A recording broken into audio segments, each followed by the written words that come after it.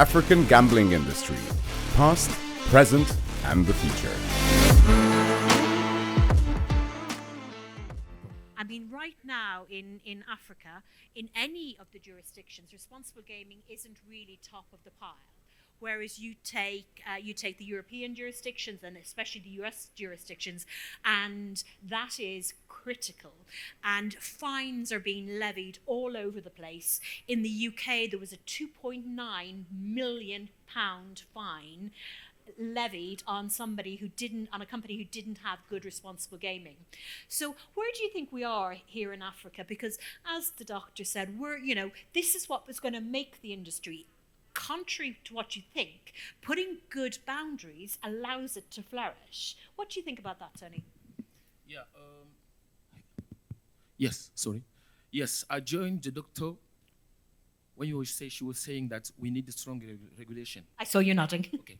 So let me give you an example. In West Africa, for example, you have many countries, even in Central African Republic, especially from my country, when I come from DRC, we have a lack of regulation, lack of strong regulation. Okay? I will maybe shock some people here when the statistics says that South Africa is the first biggest market in Africa. For me, I say it's not true. For me, I say it's Nigeria. Why is Nigeria? Because we cannot track the gray market in Nigeria. And the gray market in Nigeria is very big. It represents billions that the government cannot track due to lack of regulation. Well, in Nigeria, that's a particularly complicated one because you have the federal regulation, but it's then all controlled state by state, and there's often a kind of a gap or a conflict between the two. Yeah. But you move to other jurisdictions, like I was speaking to somebody just this morning about, let's just say Uganda. Okay. So in Uganda, the gambling age is 26, and legally the regulator says you must enforce this. It's not enforced, and not only is it not enforced, it's not enforceable. Because if you're using mobile money, the Airtel and I think it's MTN, they don't provide this information to the gambler. So it's there's steps to go, and I think. It's, for me, it will be a very, very brave jurisdiction that will stick its hand up and go, I'm going to take the first step. So I'm going to be the one to put in regulations. I'm going to be the one to ask the player's name, to ask their age, to monitor their behavior. Is there, do you think, a scope for, as I mentioned, you've got the 6 South Africa, and then you've got the 6 Central, East, and Western markets. Do you think they can, do you think there's a willingness for jurisdictions competing to come together to form some sort of overall consensus for the overall good, to reach, as the doctor said in the last session, a fair and take away the grey market? It's good for economies. If you eliminate the grey markets, suddenly the government is getting money and it's able to use that money in a very fair, responsible way. I think the problem is there's a conflict between the operators and the government. But the operator are not responsible of that, because between the government and the operator, you also have the telcos. It means the big telecom companies, they are there. In my opinion, the government should enforce the mobile operator to share their data, because they are only the operator who have connection to the API that's connected to the operator, to the betting operator. So they can see they can track the sales, they can track transaction, they can track traffic, everything. Yeah, because the thing with mobile money, you say M-Pesa here in Kenya, you have to be 18 to get an account. So at least that is one thing that we know, okay? That underage gambling is not possible. For the greatest extent, but that still doesn't allow for anti-money laundering. So we have a session, for example, we have a session later with two, or I think it's tomorrow, with 2 very, very renowned AML experts. And again, you take a jurisdiction like Curacao. Mm-hmm. Curacao is one of the oldest jurisdictions in the industry for online, not for, you said 57 years for Kenya, I'm talking about just online now. It's one of the oldest jurisdictions, and after all of this time, it is now changing its regulations to bring AML into the fold, so to bring itself in line. And the Ministry of Finance, the minister has said very, very clearly, dirty money is coming through this country and I no longer want it. I am aware and I no longer want this. I want clean, safe, good money. Then I want to be able to introduce regulations that protects the player, that protects the country, not just the country as an economy, but the country's reputation. And so AML, so moving on from responsible to AML, I mean, that's another thing that is just absolutely critical, because the standards of AML and the regulations of AML, you take, there's an EU-wide fourth directive, I think actually it's on the sixth directive now, that applies to all the EU countries. Then every country underneath that has its own version, which must be more rigorous, not less rigorous than the next one. Then you have their own local directives and their own finance authorities and investigative authorities, and that level doesn't yet exist here across many of the jurisdictions. And gambling is online gambling is one of the highest risk areas for AML. So your thoughts on that? Yes. In Africa we have what we call government organization. Many countries, they have some interest, they share some interest. I think, in my opinion, all the gaming board, let's say the gaming board, all these countries, they should have something like that. They should be linked together to share information. Because, for example, in Kenya, this regulation, the country is very well regulated. Mm-hmm. But in the DRC, you don't know which regulator is this, because there's a conflict between one regulator and another. Yeah. The Minister of Sport wants to get the license, another one wants to also provide the license. That's because of lack of regulation. But sometimes you find an operator who was operating in DRC has been convicted for money laundering, then he comes to Kenya. But in Kenya, they don't know that that company has been banned in DRC. So if there's no exchange of information between two jurisdictions, you will never know. So is there do the regulators here use the kind of the first point of any check for registration that's certainly ideal within Europe with my clients there and with my clients in the US, and it doesn't happen in Asia. Asia is very similar to the African market in that it doesn't take a huge amount of information from the player, so you don't know where their income is from. I mean, in places like the UK, for instance, you are actually asked for a pay slip, or you are actually asked to show where your money comes from. And that's gone way to the other side. I mean, that's just creating, boundaries and obstacles for the player that is just way too onerous. But, is there a middle ground? And like you said, is there a willingness of cooperation? Because if Kenya Kenya and massive, its regulations are fantastic, but if Kenya was to say, right, we will add on these regulations, then players in Kenya are just going, I don't want to give my name, or I don't want to give my address, and they'll go elsewhere. They'll go to the grey market. Mm-hmm. And that's the gap that's really difficult to overcome. No, I don't think there's a willingness, first of all. I don't think it's a willingness. Okay? I don't think it's a willingness. I think it's how can I call it? It's just, gaming market in Africa, gaming business is new in Africa. It's still young. Kenya is one of the oldest country that's regulated the betting, but it's still new. Because when you go to some other jurisdiction in Africa, they don't even know about all these things. Yeah. Betting, they don't know. It's new. Yeah. For example, in Angola, you have like 3 operators. Yeah. Okay? In Sao Tome, there's no operators. Yeah. So most of the people are they're using online and offshore platforms. Yeah. So the only way they can play, it's use that MasterCard or Visa card, because the local telcos cannot accept to connect them, to give them to the API from the unlicensed company. Yeah, the mobile money. Because they cannot control them. Yeah. Cannot to control them. That makes Africa, we still a long way to go. We have a long way to go. Yeah. But we are doing the best. We are pushing it. No, and this is why we have, like I said, this is why we have SiGMA Africa here, and why we're looking at this is because there is there's a spotlight of companies and money that wants to come into this to the marketplace here, and there's also simultaneously, I think, as you said, there's a recognition that there needs to be some checks and balances for the market to grow. So moving on again, because we've got kind of we're covering a lot of topics. This is just kind of, you and I are just setting up a lot of topics for the next day. And again, Dr. Macau mentioned smartphones.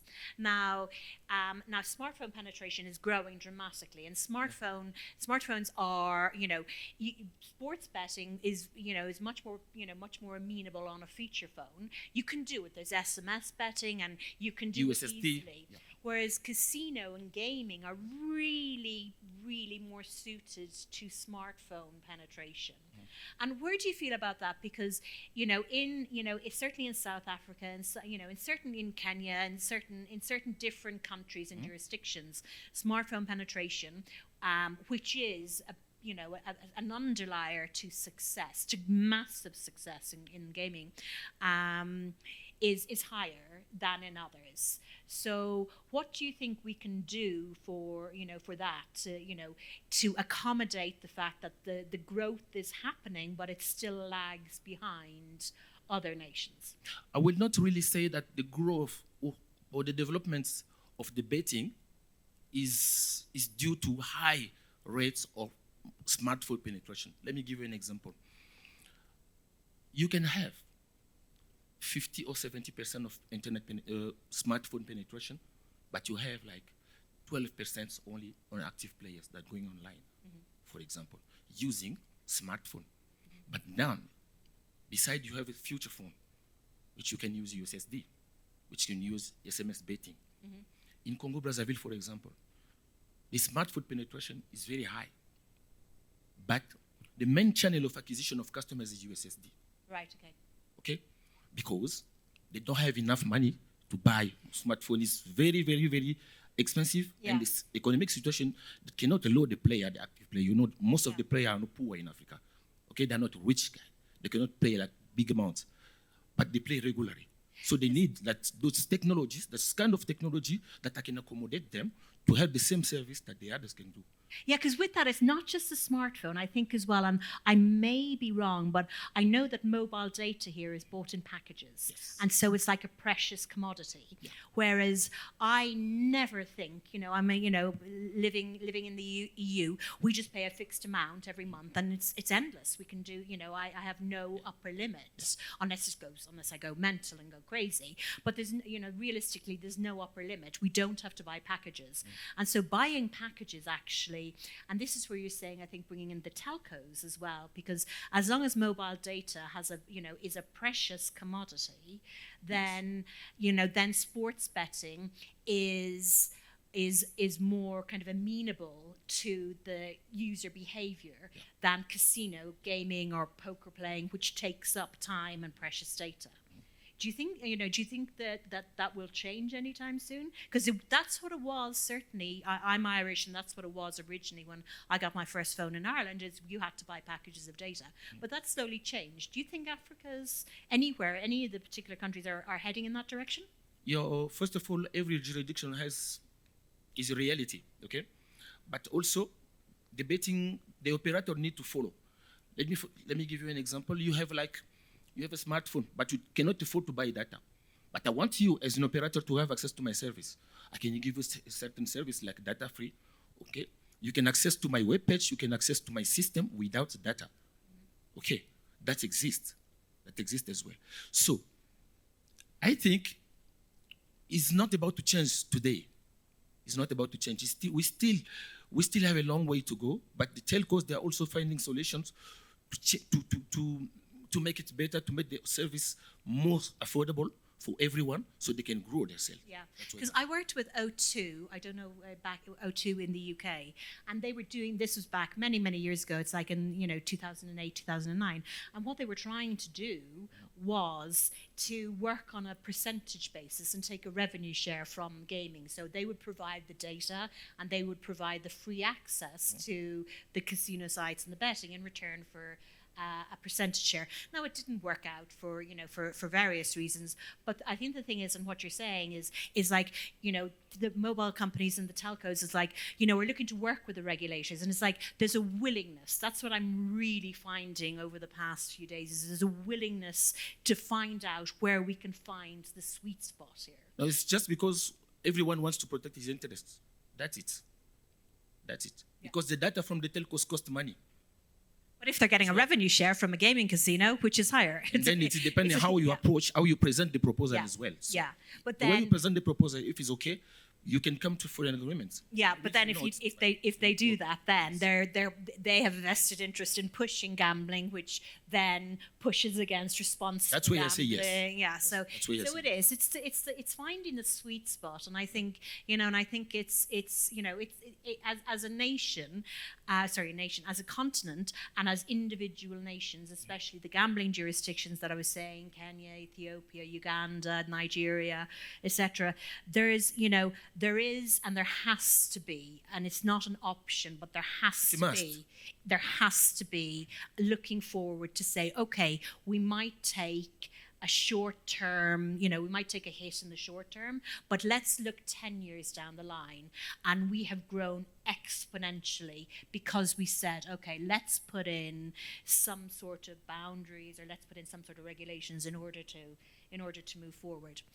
The last thing that I want to touch on is, and again, it's going to be discussed throughout the next few days, is esports. There's a whole section on esports, and I know that there's going to be some interesting discussions, because I know that there are people that are vehemently opposed to esports betting, and there are people saying it's the next big thing. And I think, arguably, because esports is new and the spotlight is on Africa, there's just saying, oh, let's put the two together. What do you have thoughts on that? To develop the esports in Africa, you need to develop one sector, the telcos as well. Yeah. Okay. In Namibia, it can work perfectly. In Kenya, it can work perfectly. But now, we still need to promote it. We still need to present it to the customers, people. We need to teach people what esport is, because we have just like a small percentage of people that understand what esport is. Mm-hmm. And then, from the country like Curaçao or Bonaire, for example, you have people already playing esport even in India, in Ireland, they're playing esport, okay? But they are using cryptocurrencies. Yeah, they're using cryptocurrency, and also esports, because it's not regulated. Esports is also one of the most corrupt sports. It's the next big. It's one of the most corrupt sports, and I think that's where there's we'll be talking about that as well, about kind of sports corruption and stuff like that, about how betting, because the regulators will often have agreements and MOUs with the tennis federation or with the football associations, just to say, right, okay, to keep an eye and to work together to prevent corruption in sport that leads into betting. We have reached zero time. This has been awesome. I could talk to you all day. Is there any questions? Now, what we've touched on here is really going to be discussed over the next few days. So we were just kind of heading up quite a few of the panels over the next few days, so you learn a lot more on all of the topics that Tony and myself have discussed. So I think we could probably take one question. Two. Okay, we'll limit it to two. And so from here then, and then the lady at the back. For me, it's a clarification. My name is Judy. I work at the BCLB. I would like to clarify that at the point at which you make an application for a license as a foreigner, we have to establish your source of funds. We have to do a background check on you. So you cannot come with your dirty money from wherever you're coming from to come and invest it in Kenya. So once we establish that you are bringing dirty money, then at that point, you will not get a license. Yeah, that's just a I clarification. agree. That's my point. Is Kenya Yes. has one of the most advanced regulations. Yes. And I recognise that, and I didn't mean to be disparaging in any way if I was, but I'm saying that isn't reflected throughout other jurisdictions, and this is why Kenya is one of the more advanced and one of the more one of the ones with more kind of obligations on players, on operators, for the purpose and the good and the protection of the industry, the operators, the players, and the economy. So yes, but that's not manifested out all the way through other jurisdictions here, unfortunately. Okay. Also, sorry. No, please go ahead, In Judy. addition, we have the Financial Reporting Center that is also very keen in the gaming industry, and particularly casinos, because of their vulnerability to money laundering. So we have eyes that are watching the investors that come into this country, whether you're Kenyan or you're foreigner. We have a keen eye on exactly where the funds are coming from. Yes, which is absolutely crucial. Yes. Absolutely crucial. And the lady down at the back there.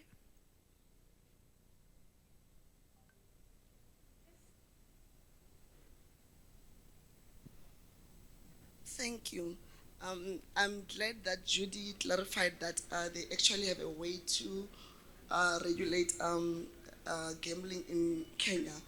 I work for the laboratory in South Africa.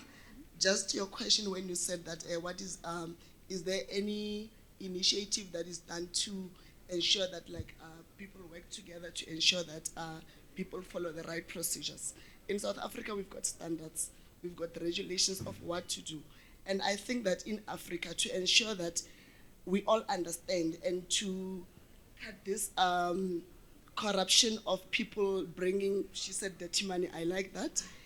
If we all work together, like in the UK's GC, if a provider comes into the country, you can actually check on their website if they are licensed, because the government tend to lose a lot of money with people not paying tax. Mm-hmm. Yes. So if all African countries can have one center point of checking who is regulated where, instead of somebody coming from Tanzania bringing their games into Kenya and we wouldn't know. So that's like what's the holistic customer view, exactly. which is kind of an anonymous, yes. An anonymized, independent entity that sits across all regulators, yes. And so no identities and no information is swapped, because you can't move information between countries, but you can have an anonymized view to make sure that, like you said, exactly, yes. that information sharing against the game with all the gaming boards, it's very important.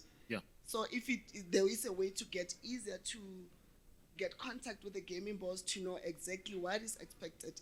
If somebody comes from Kenya and they want to go to Tanzania, yeah, if we can get that. It's like frenemies, isn't it? I'll compete with you later, but let's be friends and make it better first, and we'll compete later for the business. So frenemies. I heard something. Yes. I could also suggest, all the gaming board in Africa, if it was possible, okay, they can sit and establish a standard procedure for everyone, for every country. So they can track all the transactions, they can track all the frauds. Even if it's done in DRC, it's just in Congo, Brazzaville, and Angola, but from Kenya, they can be able to track it up. So they can prevent themselves from that fraud before it reached them. Okay, that's what I'm talking. They have to link together to establish a standard. And I think now is the time, as people are looking at the regulations and as people are looking at, as jurisdictions are looking at kind of being more stringent, now is the time to do it, rather than get 2 years down the line with completely diverse regulations and then try to match them up. Yeah. I like Kenya experience because they have a strong compliance. Yes. That's why I like this country. Why are we all sitting here in Kenya?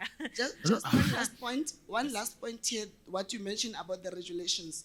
Uganda and Tanzania at the moment are actually upgrading their standards to ensure that if the standard in South Africa, we've got a product in Tanzania and the same product, we can see what is expected in Tanzania that maybe we're not doing, and then how we can actually do, we call it the gap analysis, to cover that what is expected in Tanzania that maybe it doesn't happen in South Africa. That's actually very interesting, because there is something called the Gaming Standards Board across the EU. Yes. So what you're describing is exactly that, and it's very productive and it's very useful. So that sounds brilliant. Yeah.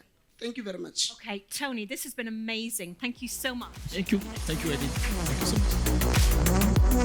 much.